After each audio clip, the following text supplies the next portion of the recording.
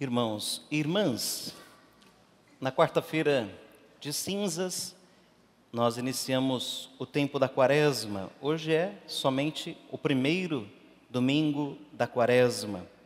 E neste primeiro domingo do tempo quaresmal, a igreja nos convida a refletir sobre as tentações que Jesus sofreu no deserto. Diferente dos outros evangelistas, São Marcos narra de modo sucinto as tentações de modo sumário, bem breve. A palavra diz apenas que ele passou um tempo, movido pelo Espírito, vivendo entre os animais e era servido pelos anjos. Só dessa forma.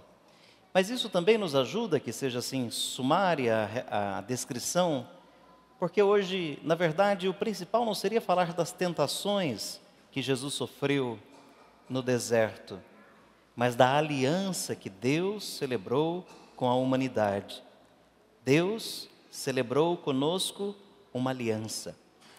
O que narra a primeira leitura? Que a humanidade se corrompeu. E corrompida a humanidade, de algum modo Deus se arrependeu. E por meio de um dilúvio, Deus queria destruir todas as coisas. Mas Deus também se arrependeu de ter se arrependido, de ter criado todas as coisas. E prometeu que nunca mais, a sua criatura iria morrer, iria ser destruída, exterminada pelo dilúvio. Deus celebrou um pacto, uma aliança, fez um contrato de vida com o povo. Então agora é certo que Deus está não contra, mas a favor do seu povo. Nem mesmo a infidelidade, nem mesmo a fragilidade, nem mesmo as mancadas que a gente dá, faz com que Deus volte atrás na aliança que Ele celebrou conosco. Tanto assim, que Jesus é a expressão mais alta da aliança que Deus fez com a humanidade. Por quê? Porque Ele é aquele que celebrou conosco a nova e eterna aliança. Não haverá outra aliança. Aliança nova e eterna é essa que nós estamos atualizando aqui na Eucaristia. Não é isso que a gente escuta o padre dizendo na hora da consagração? Tomai todos, comei, tomai todos, bebei. Este é o corpo, este é o sangue da nova e eterna aliança. E essa aliança que Deus celebrou conosco é uma aliança gratuita. Ele não perguntou à humanidade: o que você tem para me oferecer? Quais são as garantias que você me dá? Não. Ele oferta. Podíamos dizer que ainda hoje Deus está com a sua mão estendida para a humanidade, decaída, fragilizada, desencontrada. E todos aqueles que quiserem estender a sua mão serão alcançados pela mão de Deus. Serão levantados pela mão de Deus, serão sustentados pela mão de Deus. Então, lá naquela primeira aliança, no início da recriação da humanidade, Deus não fez distinção de povo, de raça, de língua, nada. Deus se aproxima e oferece a sua amizade. Deus vem e nos oferece a sua amizade. Diz lá a primeira leitura: faço esta aliança com vocês, nenhuma criatura será destruída pelas águas do dilúvio, não haverá mais dilúvio para devastar a terra. E o que a gente deveria guardar sempre é que Deus é fiel à sua palavra, Deus é fiel à sua promessa. E quando parecia, adiantando um pouco os assuntos, né?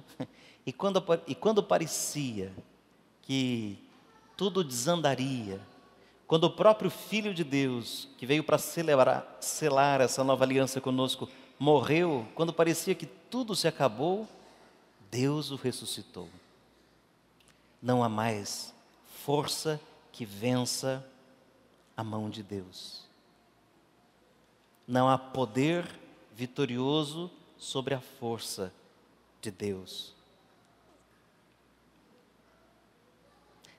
A gente fica se perguntando por que, como São Paulo, de vez em quando a gente deixa de fazer o bem que quer fazer e sabe que tem que fazer e acaba fazendo o mal, que sabe que não pode fazer, que não deve fazer e que até não quer fazer e faz. O mistério permanece. A certeza é que na batalha final, digamos assim, vence o poder de Deus, que é amor. Vence a força de Deus, que é amor. Vence a presença de Deus, que é misericórdia. Lá, naquela aliança, celebrada logo depois do dilúvio, apareceu um sinal da amizade de Deus com o povo, que é o arco-íris. De vez em quando a gente vê o arco-íris, né? Embelezando o céu. É um sinal da beleza da criação, que continua sendo bela, mesmo que o pecado esteja aí no meio, mesmo que o mal esteja aí no meio, a beleza da criação continua. Se o demônio pode arranhar, ele não pode destruir. Se o demônio pode ferir, ele não pode matar, porque a força, o poder, a mão de Deus é mais forte. Retomo e lembro que o novo sinal da aliança de Deus conosco é o seu próprio Filho. Ele que morreu para dar vida para a gente. Ele que inaugurou com a sua ressurreição uma vida nova para todos.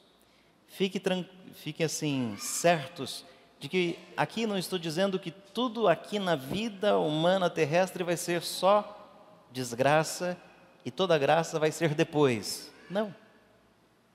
Senão fica fácil para o pregador, né? Aguenta firme aí que depois que a gente morrer a gente ajusta tudo por lá, né? Não é essa a ideia. A ideia é que existe uma mistura, mas aqueles que percebem o amor de Deus, a gratuidade, a presença de Deus, vão cada vez mais ficando com Deus e se distanciando daquilo que é contrário a Deus. É onde a gente entra na aliança. É onde está a nossa parte. Nos comprometer em vencendo todo dia o mal. Se hoje você consegue segurar a língua para não falar do outro, Deus venceu. O mal foi derrotado. Se hoje você consegue não ser desonesto numa relação qualquer de negócio ou de amizade, Deus venceu. O mal foi derrotado. Porque todos os dias nós vamos como que sendo seduzidos pelo mal, para abandonar a Deus. A gente fala das 3 tentações que Jesus teria sofrido lá no deserto, mas todas elas, na verdade, são uma só. É a mesma que a gente sofre. A tentação de virar as costas para Deus, de se voltar contra Deus, de rejeitar o plano de Deus para a vida da gente. Essa é a grande tentação. É de ir descobrindo novos pequenos prazeres e ficando com eles, abrindo mão de Deus, rejeitando o seu grande projeto de amor por nós. Cada hora se manifesta de um jeito, mas essa é a grande tentação. Fugir da missão da vida da gente. Fugir daquilo que é o sentido da vida da gente. Fugir da tarefa fundamental da existência da gente. E como foi que Jesus venceu? Dizendo que ele permaneceria fiel ao Senhor. Dizendo que ele iria cumprir a sua missão até o fim. Pois foi para isso que ele foi enviado. Ele não recuaria da tarefa que o Pai lhe deu. Podíamos pensar assim os casamentos. Os casamentos. Vejam, o homem e a mulher assumem uma aliança. Não é um contrato no cartório, uma aliança. Um e outro por amor, livremente, precisa ser livre. Casamento de caipira, casamento caipira, né, não vale, né? Que o pai da noiva vai lá, né, com a cartucheira buscar o noivo. Casa ou não casa? Não caso. Tem que ser livre. Então, quando duas liberdades se encontram, se dão, há uma aliança. E cada um tem responsabilidade, um pelo outro, e na sustentação dessa aliança. E geralmente, quando a parte mais frágil falha, a outra parte sustenta a aliança. Não apaga o paviozinho que já está se apagando.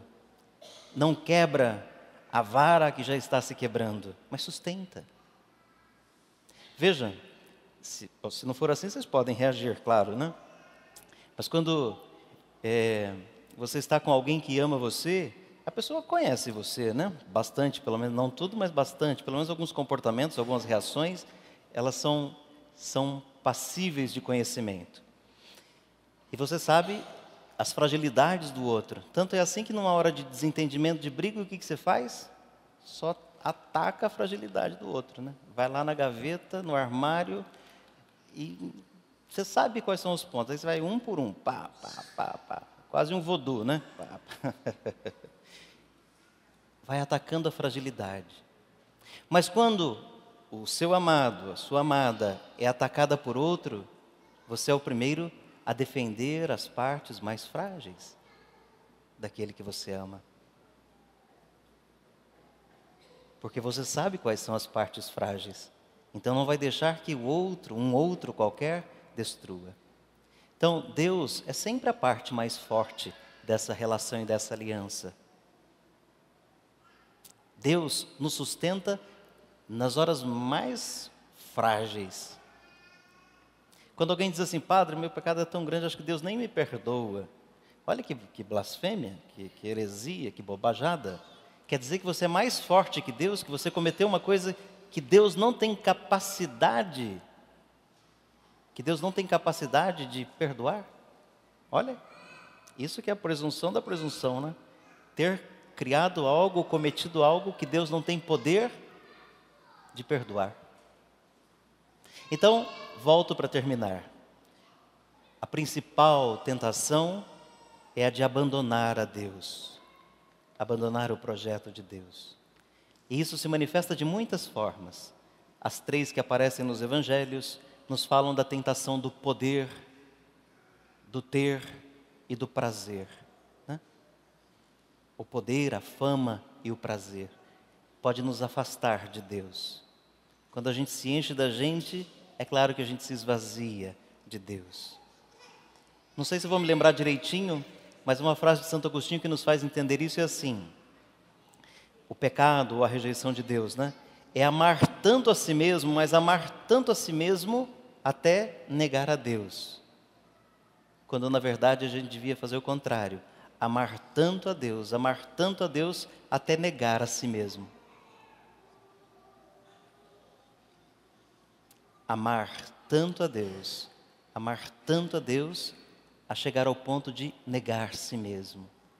E o pecado, ou a grande tentação é amar si mesmo, amar tanto a si mesmo, ao ponto de negar a Deus. Cuidemos, para que a nossa oração não seja diante de um espelho. Cuidemos, para que a nossa aliança com Deus, na parte da gente, não seja só falha, mas que ela tenha também um compromisso e uma renovação, como vocês daqui a pouco, que vão receber a primeira Eucaristia, vão fazer, vão renovar a aliança. A Luana vai celebrar hoje a aliança, né? Soa estranho, mas é hoje. Você já reza o Pai Nosso, né?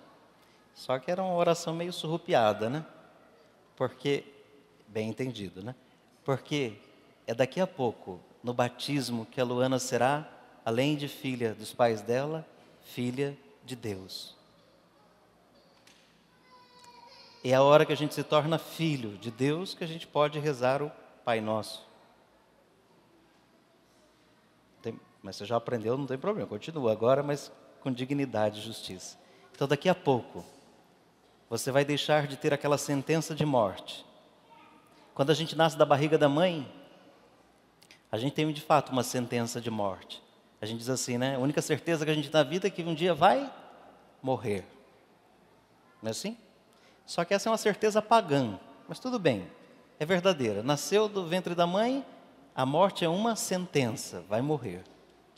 Nasceu do ventre da igreja, nasceu da pia batismal, a morte não é mais uma sentença, ela é uma opção. Por quê? Quem nasceu em Cristo, vive em Cristo, quem vive e crê em mim não morrerá jamais. Então a certeza que nós temos como cristãos é que a gente não vai morrer nunca. Ou, de outro modo, brincadeirinha que faço, nós não temos prazo de validade na pele, não é? A gente compra um pacote de arroz, está escrito lá, né? Válido até tal dia. Compra sorvete, está escrito lá, né? Válido até tal dia. Compra fubá, está escrito lá, válido até tal dia. Vai na padaria, tem que ter um selinho em algum lugar escrito assim, melhor consumir até cerveja, né? Válido até tal dia. Um perfume, válido até tal dia. Eu não nasci com nenhum prazo de validade na minha pele. E acredito que você também não nasceu com nenhum prazo de validade na sua pele. Mesmo que hoje você faça uma tatuagem, não é verdadeiro. O certo é que no dia do batismo, a gente ganhou um prazo de validade, um carimbo. E o carimbo não foi na pele, a gente ganhou um carimbo na alma. E o carimbo diz assim, válido para sempre. É meu filho amado. Hoje você vai escutar isso, né? O dia que Jesus foi batizado, veio uma voz do céu, na nuvem, diz assim, esse é o meu filho amado. Hoje é o seu dia, né? Você é minha filha amada. Em você eu coloquei o meu agrado. E a gente não precisa ficar com ciúme nem com inveja. Nós também somos filhos amados de Deus. Filhos amados de Deus. Com um selo, um carimbo lá na alma, dizendo assim, você é meu. Você vale para sempre. Eu renovo com você essa aliança. Se a gente não se convencer com tanto amor, eu também não sei o que a gente vai se convencer mais na vida, né? Se a gente não se dobrar diante de tanta grandeza e beleza, singeleza de Deus, não sei quando será. Tá bom, gente? No início dessa quaresma, vejamos se realmente a gente acredita nessa aliança de Deus conosco. Vejamos se a gente tem sido fiel à parte que nos compete nessa aliança. E o mais importante, vejamos se nós estamos dispostos a renunciar a tudo aquilo que é morte na nossa vida. Apareceu por aí um ditado que diz, né, tá ruim, mas tá bom, né? Então a gente vai dizendo, tá ruim, mas tá bom. Se tá ruim, não tá bom. Precisa melhorar. Se tem pecado, não se acostume com ele, precisa vencer. Se tem morte, não se acostume com ela, precisa superar. Se tem infidelidade, não se acostume com ela, precisa voltar. Vamos sacrificar aquilo que nos mata, antes que isso, de fato, nos mate de fato. Por mais que tenha ficado repetitivo, é isso mesmo, né? Que o Senhor esteja conosco, que o Espírito, como Jesus, também nos acompanhe para a gente vencer todas as tentações da vida, todas as fraquezas da vida. Louvado seja nosso Senhor Jesus Cristo.